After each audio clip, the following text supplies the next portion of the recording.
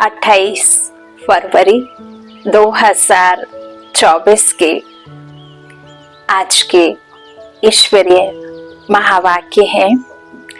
आज के मधुर मुरली का सार। आज मीठे मीठे प्यारे प्यारे शिव बाबा ने कहा, मीठे बच्चे, भारतवासियों को सिद्ध कर बताओ कि शिव जयंती ही गीता जयंती है। गीता से फिर होती है श्री कृष्ण जयंती। सबसे पहले बाबा कहते हैं, इस घनघोर अंधियारी रात में, इस तमो प्रधान दुनिया में, इस रावण राज्य में दुखी, अशांति, भ्रष्टाचार, कर्म भ्रष्ट, धर्म भ्रष्ट दुनिया में, विकारों से भरपूर इस संसार में, जब हाहाकार धर्म की आत्मग्लानि होती और हर एक मनुष्य आत्मा जब उसे पुकारती, तब इस अज्ञान में सोए हुए मनुष्य आत्माओं को स्वयं परम पिता परमात्मा ज्ञान सागर गीता ज्ञान दाता जब ब्रह्मा तन का आधार ले अज्ञान आत्माओं को ज्ञान देते, तब फिर श्री कृष्ण का जन्म होता।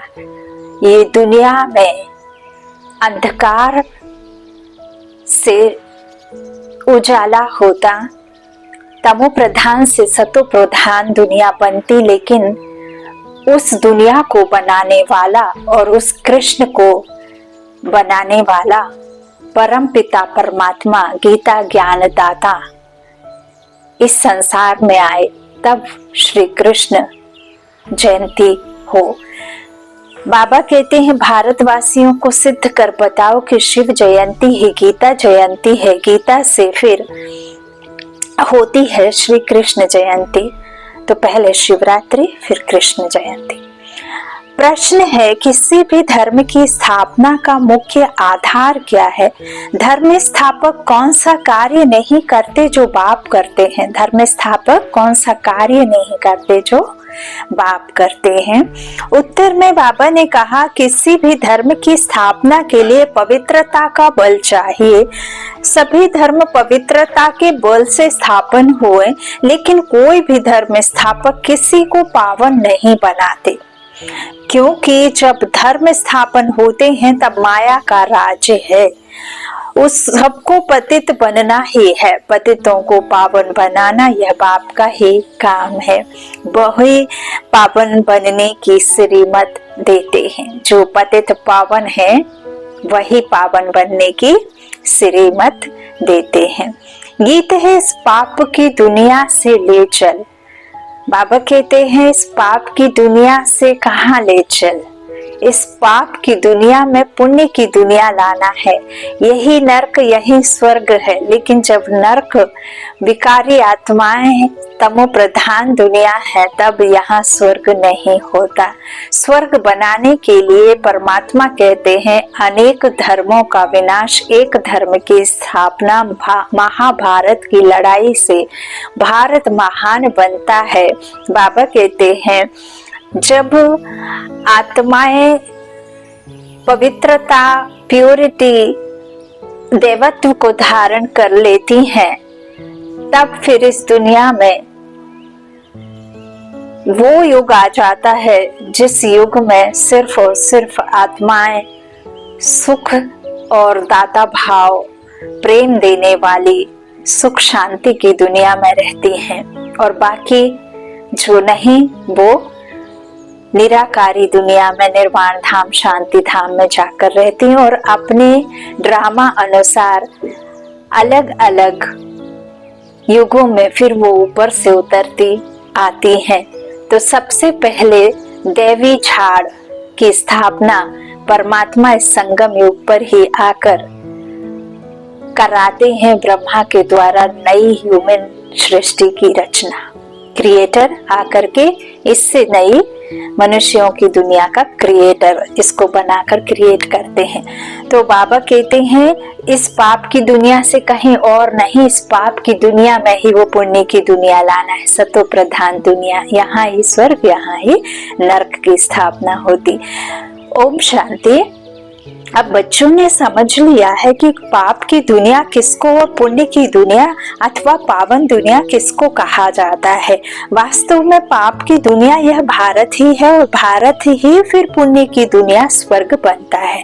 भारत ही वहिष्ठ था, भारत ही दोजक बना है, नरक है ना, तो दोजक भी भारत बना है, क्योंकि काम चिता पर जलते रहते हैं। वहाँ काम चिता पर कोई जलता नहीं, वहाँ काम चिता है ही नहीं।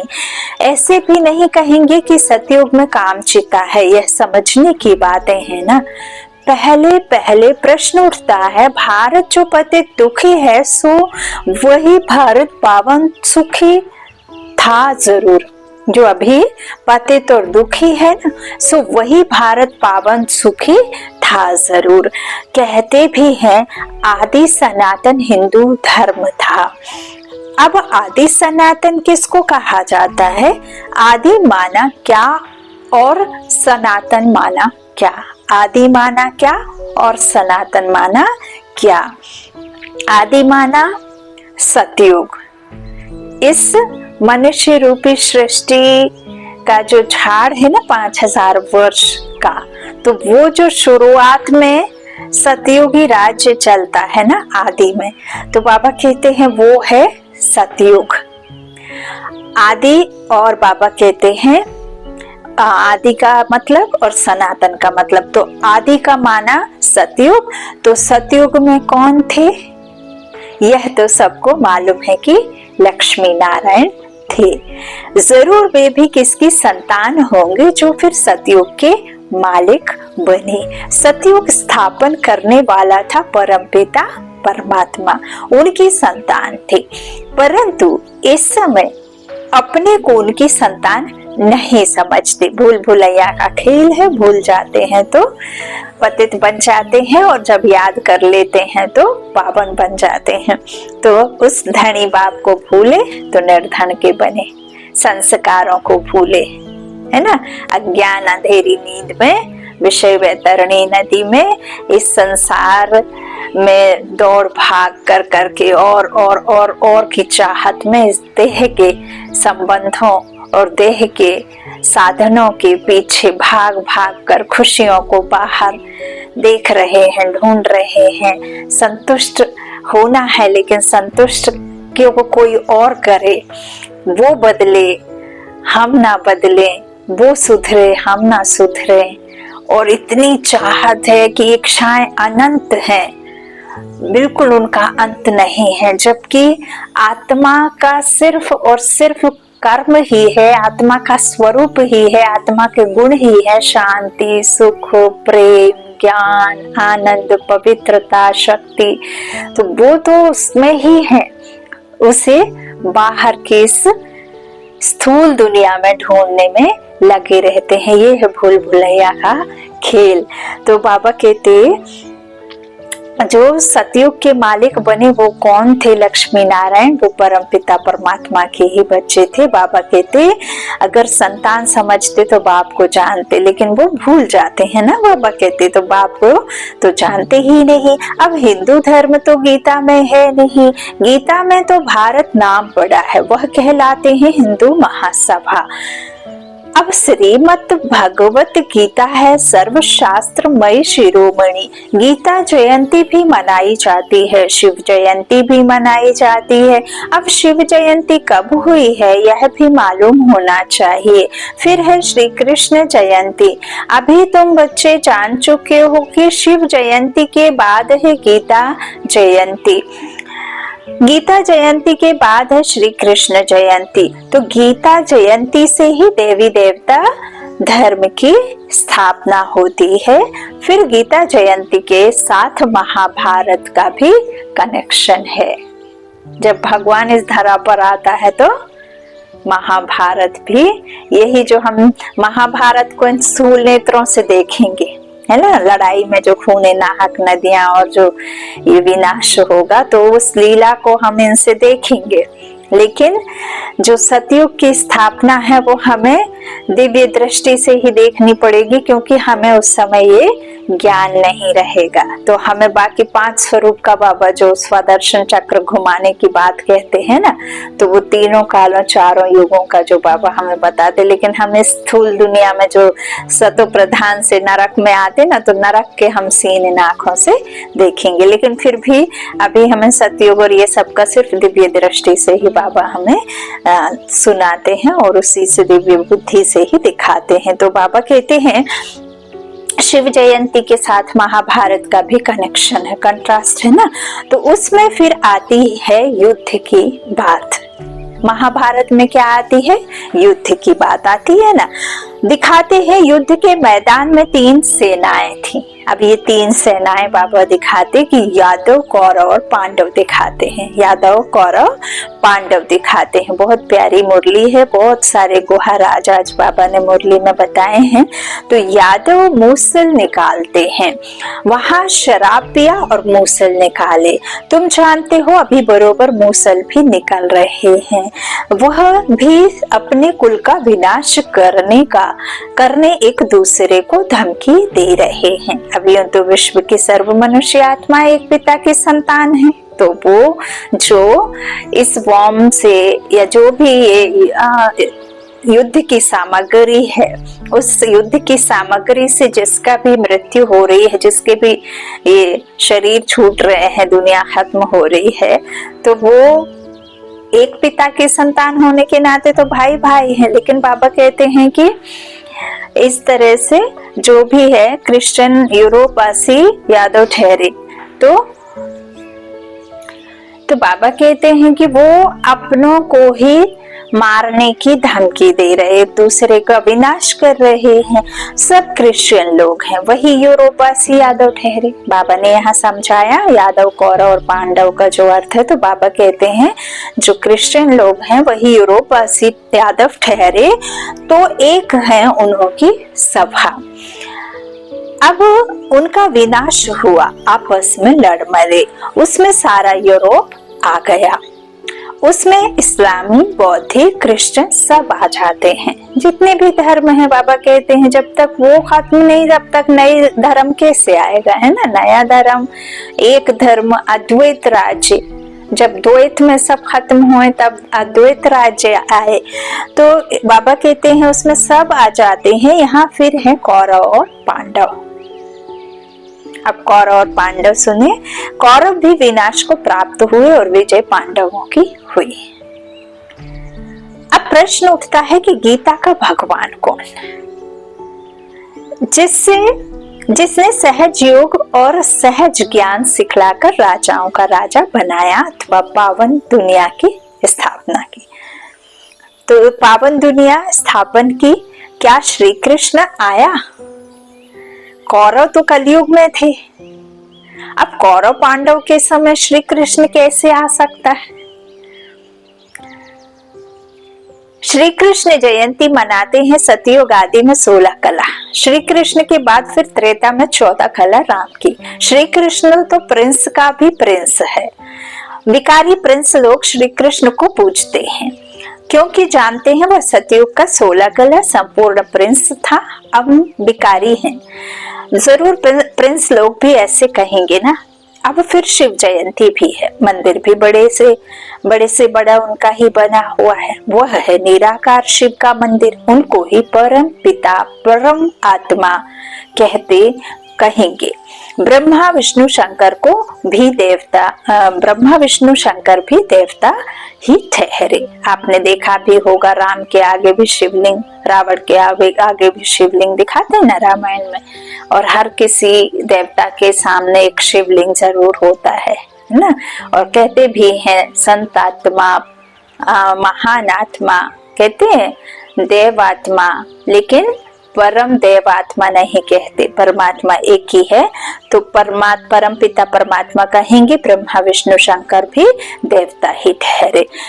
शिव जयंती भारत में ही मनाई जाती है। अब देखो शिव जयंती आने वाली है, सिद्ध कर समझाना है। शिव को ही कहा जाता है ज्ञान का सागर, अर्थात सृष्टि को पावन करने वाला परम पिता परमात्मा।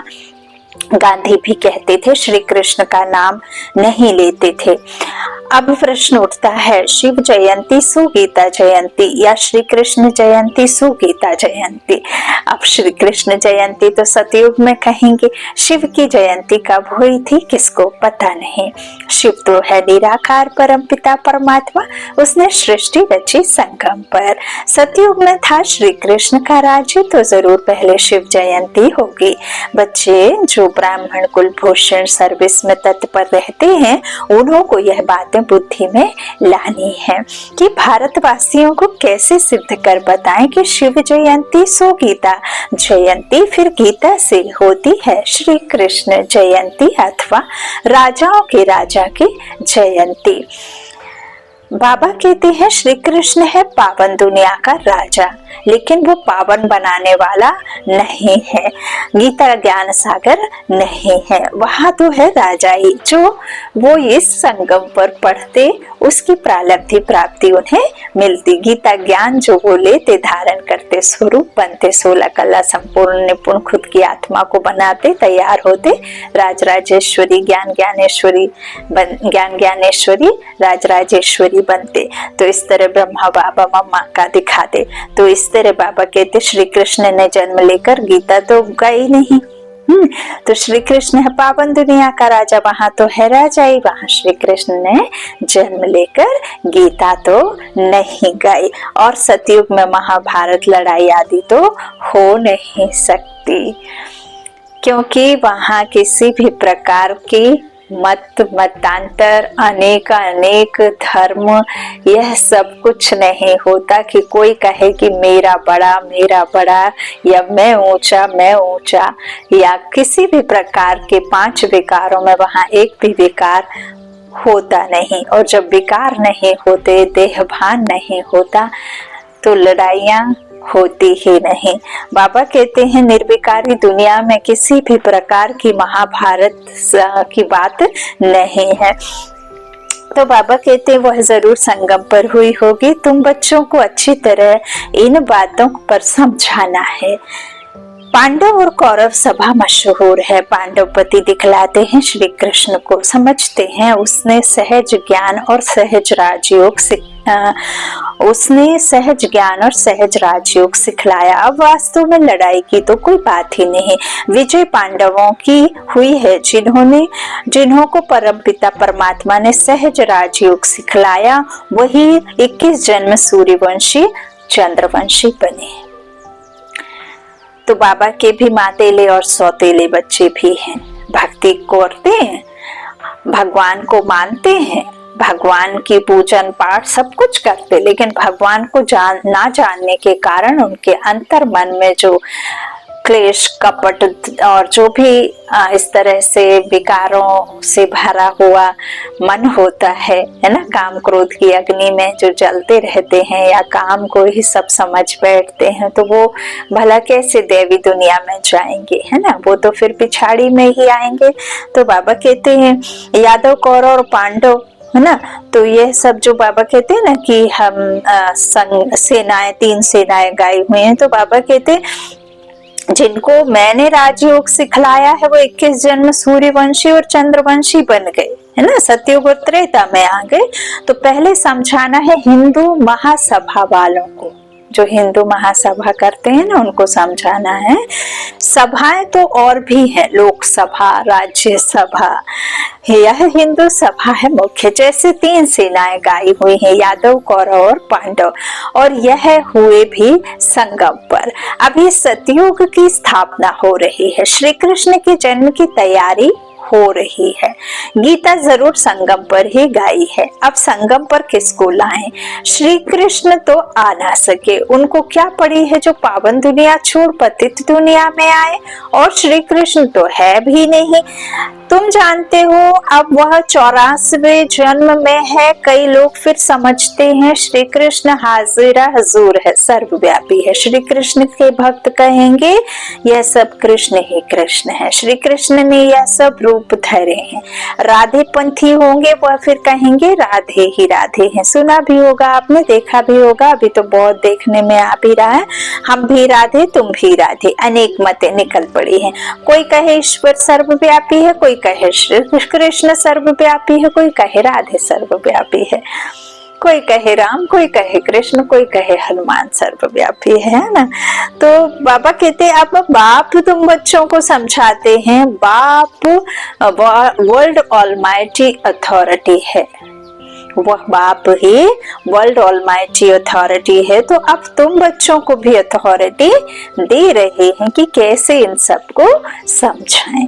हिंदू महासभा वालों को समझाओ, वह इन बातों को समझ सकेंगे। वह अपने को रिलीजियस माइंडेड मानते हैं, गवर्नमेंट तो कोई धर्म को मानती नहीं, वह खुद ही मूंझ गए हैं। शिव परमात्मा है निराकार ज्ञान सागर, और कोई को ज्ञान का सागर कह नहीं सकते। वह सब बाबा कहते जब सम्मुख आकर ज्ञान दे तब राजाई स्थापन हो, फिर तो बस राजाई स्थापन हो गई। फिर सम्मुख तब आए जब राजाई गवाओ, जब चाहिए तभी तो आएंगे, तो जब होगी तब कैसे आएंगे। तो बाबा कहते जब गवाओगे तब फिर सम्मुख होंगे। तो तुमको सिद्ध करना है शिव परमात्मा है निराकार ज्ञान सागर, शिव जयंती सुगीता जयंती। पर इस पर नाटक बनाने हैं जो मनुष्यों की बुद्धि से श्री कृष्ण की बात निकल जाए। निराकार शिव परमात्मा को ही पतित पावन कहा जाता है। शास्त्र आदि जो भी बने हैं वह सब मनुष्य मत पर है, मनुष्य ने बनाए हैं। बाबा का शास्त्र तो कोई है नहीं। बाप कहते हैं मैं सम्मुख आकर तुम बच्चों को वैगर टू प्रिंस बनाता हूँ। ये ना भीख मांगने वालों से प्रिंस बना देते बाबा, है ना। तो बाबा कहते हैं मांगते हो ना, भक्ति में क्या किया है, मांगते ही आए हैं मुझे सुख दे दो, मुझे शांति दे दो, मुझे पैसा दे दो, मुझे धन दे दो, मुझे ये दे दो, मुझे वो दे दो, है ना, तन दे दो। तो मांगते तो बैगर से प्रिंस बनाने आए हैं। वहां कोई किसी से कुछ मांगता नहीं है, संपूर्ण संपन्न रहते हैं। कमाई की चिंता ना, खाने के लिए इकट्ठा करने की चिंता ना, पढ़ाई की चिंता ना, किसी भी प्रकार की कोई चिंता नहीं। निश्चिंत निश्चय दुनिया में सुख शांति, किसी प्रकार का कोई दुख नहीं देना और ना किसी से लेना, सुख ही सुख, सुख ही सुख।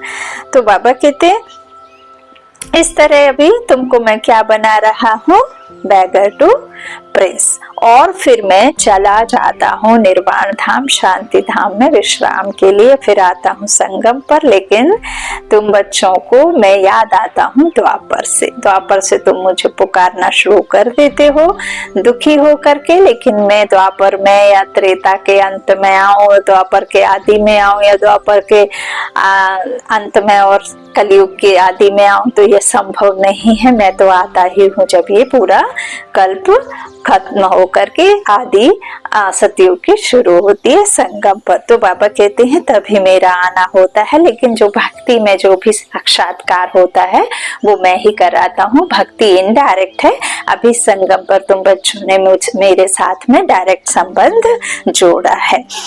तो बाबा कहते यह नॉलेज मैं ही सम्मुख सुना सकता हूँ। वह गीता सुनाने वाले भल गीता सुनाते हैं, परंतु वहाँ भगवान सम्मुख तो है नहीं। कहते हैं गीता का भगवान सम्मुख था जो स्वर्ग बनाकर चला गया। तो क्या वह गीता सुनने से कोई मनुष्य स्वर्गवासी हो सकता है, कोई कृष्ण बन सकता है, कोई राम बन सकता है? हाँ, नहीं। तो बाबा कहते मरने समय भी मनुष्यों को गीता सुनाते हैं और कोई शास्त्र नहीं सुनाते हैं। समझते हैं गीता से स्वर्ग की स्थापना हुई है, इसलिए गीता ही सुनाते हैं। तो वह गीता एक होनी चाहिए ना। दूसरे धर्म सब पीछे आए हैं और कोई कह नहीं सकते तुम स्वर्गवासी बनेंगे। फिर मनुष्यों को पिलाते भी गंगा जल है, जमुना जल नहीं पिलाते, गंगा जल का ही महत्व है। बहुत वैष्णव लोग जाते हैं मटके भरकर ले आते हैं, फिर उसमें सिर्फ बूंद बूंद डालकर पीते रहते हैं, सब रोग मिट जाए। वास्तव में है यह ज्ञान अमृत की धारा जिससे 21 जन्म के दुख मिट जाते हैं। तुम चैतन्य ज्ञान गंगाओं में स्नान करने से मनुष्य स्वर्गवासी बन जाते हैं। तो जरूर पिछाड़ी में ज्ञान गंगाएं निकली होंगी। वह पानी की नदियां तो है ही हैं। ऐसे थोड़े ही कोई पानी से देवता बन जाएंगे। यहाँ कोई थोड़ा ही ज्ञान सुनते हैं तो स्वर्ग के हकदार बन जाते हैं।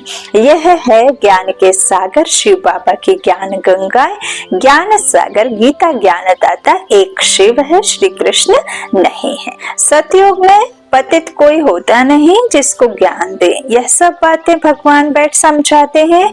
हे अर्जुन, वाह हे संजय, नाम मशहूर हो गया, लिखने में बहुत तीखा है, निमित्त बना हुआ है।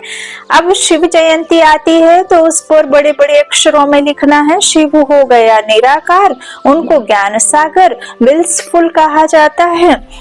श्री कृष्ण को नॉलेजफुल विल्सफुल नहीं कहेंगे। शिव परमात्मा ही नॉलेज देते हैं, रहम करते हैं। मर्सीफुल बाप एक ही है, नॉलेज ही रहम है। मास्टर रहम कर पढ़ाते हैं तो बैरिस्टर इंजीनियर आदि बन जाते हैं। सतयुग में बिल्स की दरकार नहीं। तो पहले पहले सिद्ध करना कि निराकार ज्ञान सागर शिव जयंती सो गीता जयंती व सतयुगी साकार श्री कृष्ण जयंती सो गीता जयंती। यह है तुम बच्चों को सिद्ध करना। तुम जानते हो जो भी पैगंबर आदि आते हैं वह पावन नहीं बनाते। द्वापर से माया का राज्य होने से सब पतित हो जाते हैं। फिर जब तंग होते हैं तो चाहते हैं हम जाएं। जो धर्म स्थापन करते हैं वही फिर वृद्धि को पाते हैं। पवित्रता के बल से धर्म स्थापन करते हैं, फिर अपवित्र बनना ही है।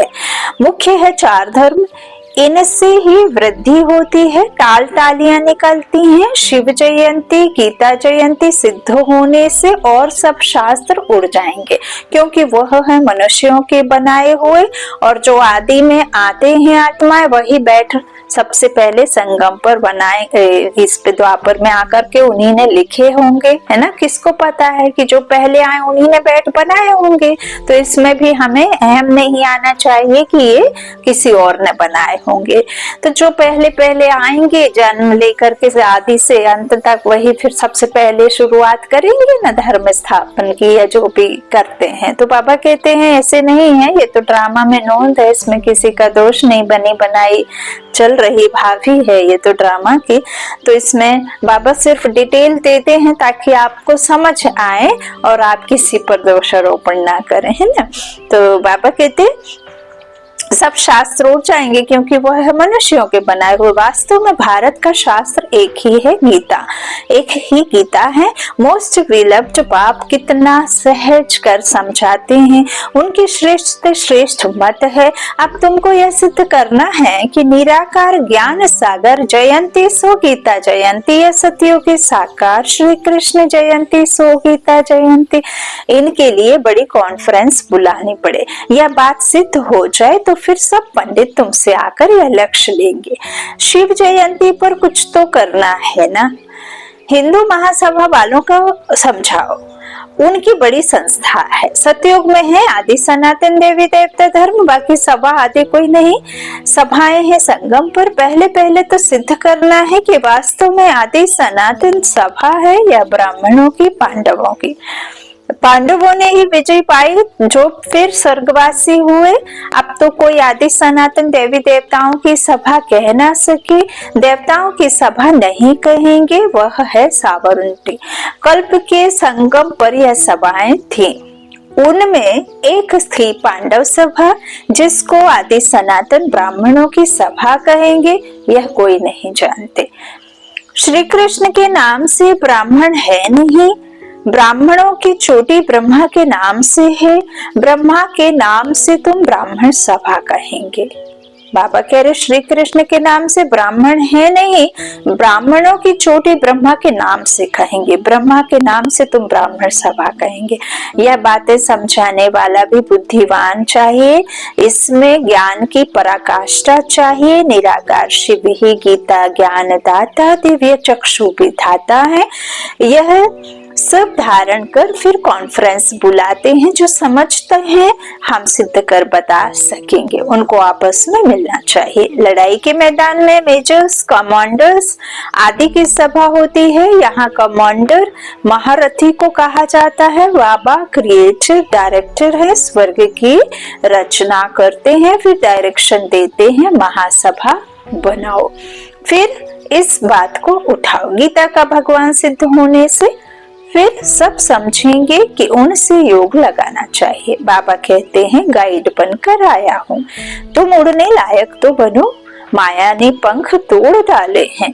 योग लगाने से तुम्हारी आत्मा पवित्र हो जाएगी और उड़ेगी। अच्छा, मीठे मीठे सिकीलाधे बच्चों प्रति माता पिता बाप दादा का लाड प्यार और गुड मॉर्निंग। रूहानी बाप की रूहानी बच्चों को नमस्ते। हम रूहानी बच्चों के रूहानी माता पिता बाप दादा को लाड प्यार और गुड मॉर्निंग। शुक्रिया बाबा, शुक्रिया। धारणा के लिए मुख्य सार पहला बाबा ने कहा, ज्ञान अमृत धारा से सबको निरोगी व स्वर्गवासी बनाने की सेवा करनी है, मनुष्यों को देवता बनाना है, बाप समान मास्टर रहमदिल बनना है। दूसरा, ज्ञान की पराकाष्ठा से बुद्धिमान बन शिव जयंती पर सिद्ध करना है कि शिव जयंती ही गीता जयंती है। गीता ज्ञान से ही श्री कृष्ण का जन्म होता है। वरदान, दिनचर्या के हर कर्म में यथार्थ और युक्ति युक्त चलने वाले पूज्य पवित्र आत्मा भव।